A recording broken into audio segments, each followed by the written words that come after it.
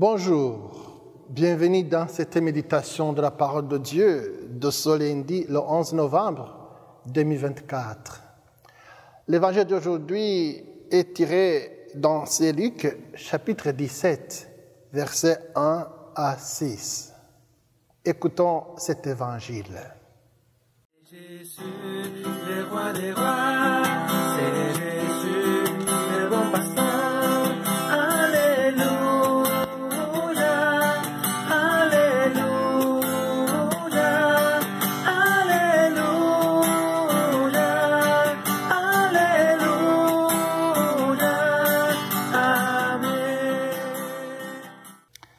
En ce temps-là, Jésus disait à ses disciples: il est inévitable que surviennent des scandales, des occasions de chute, mais malheureux celui par qui cela arrive.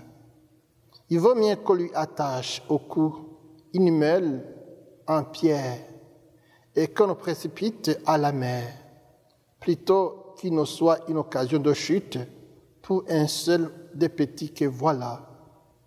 Prenez garde à vous-même. Si ton frère a commis un péché, fais-lui de vifs reproches. Et s'il se repent, pardonne-lui. Même si 7 fois par jour il commet un péché contre toi, et que 7 fois par suite il revienne à toi en disant « Je me repens », tu lui pardonneras. Les apôtres dirent au Seigneur: « Augmente en nous la foi. » Le Seigneur répondit: « Si vous aviez de la foi gros comme une graine de moutarde, vous auriez dit à l'arbre que voici, déracine-toi et va te planter dans la mer, et il vous aurait obéi. » Acclamons la parole de Dieu. Gloire à toi, Seigneur Jésus.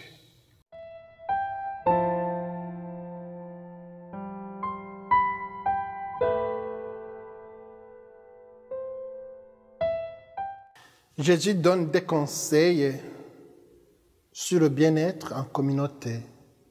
Il met ses auditeurs sur le chemin de la patience, de la tolérance et de la charité. Il connaît parfaitement les obstacles auxquels est confrontée notre nature humaine pécheresse.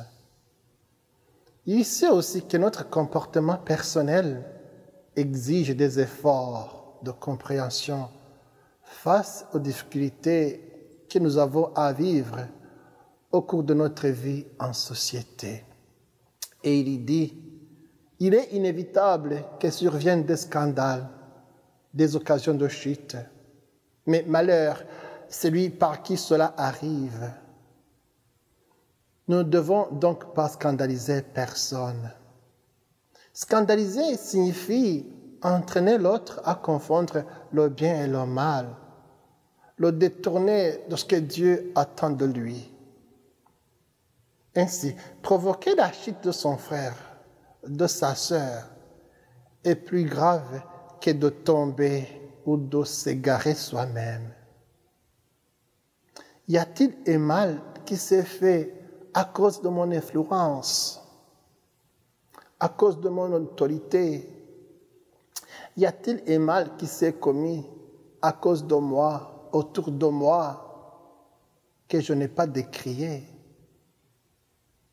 Jésus apparaît rigoureux dès qu'il s'agit de défendre les petits. Il ne s'agit pas ici seulement des enfants, mais de toutes les personnes sans défense, des personnes qui ont besoin de notre soutien, des personnes pauvres. Un autre conseil que Jésus donne à ses disciples est de nous réconcilier avec nos frères et sœurs en humanité. Il leur fait voir que le pardon est la plus belle solution en réponse aux méchancetés, aux rancunes et aux malveillances de ceux avec lesquels nous vivons. Jésus insiste et il nous demande de pardonner, de pardonner, de pardonner. L'amour sans limite c'est pardonner. Je dirais, le pardon est la première caractéristique de l'amour. Je sais que c'est difficile de pardonner, c'est même exigeant, car ça demande beaucoup de charité, beaucoup de don de soi. Et pourtant, c'est ce que Jésus nous demande. C'est ce que Jésus a fait tout le temps sur la terre. Et c'est ce que le Père des cieux fait pour nous. Il nous pardonne à chaque instant. Je pourrais me poser la question, quelle est aujourd'hui la personne à qui j'ai à pardonner? Les premiers disciples, d'ailleurs comme nous, avaient conscience de l'énormité, de l'exigence que Jésus leur présentait. Cela demande une véritable foi. Pardonner demande vraiment une véritable foi. Les disciples, sachant les exigences de l'amour, du moins les difficultés à pardonner et à vivre un état permanent de tolérance, alors ils supplient à Jésus en disant « Seigneur, augmente en nous la foi. Seigneur, augmente en nous la foi. » Jésus les invite à découvrir la taille et le poids de leur foi. Si vous aviez la foi comme la graine de moutarde, même une petite foi, si vous aviez la foi. Qu'est-ce que la foi ne peut pas nous faire faire? La foi rend toutes les choses possibles. Elle change et convertit les cœurs pour être capable de pardonner et de faire miséricorde.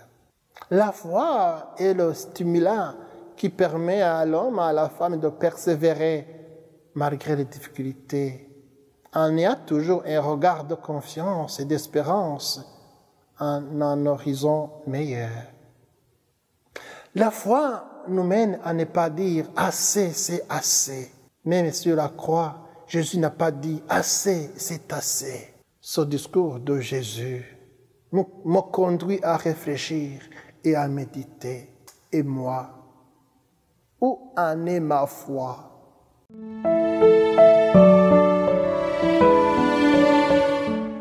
Seigneur, augmente en moi la foi. Seigneur, viens à mon aide. Amen. Que Dieu Tout-Puissant vous bénisse, le Père, le Fils et le Saint-Esprit. Amen. Bonne méditation.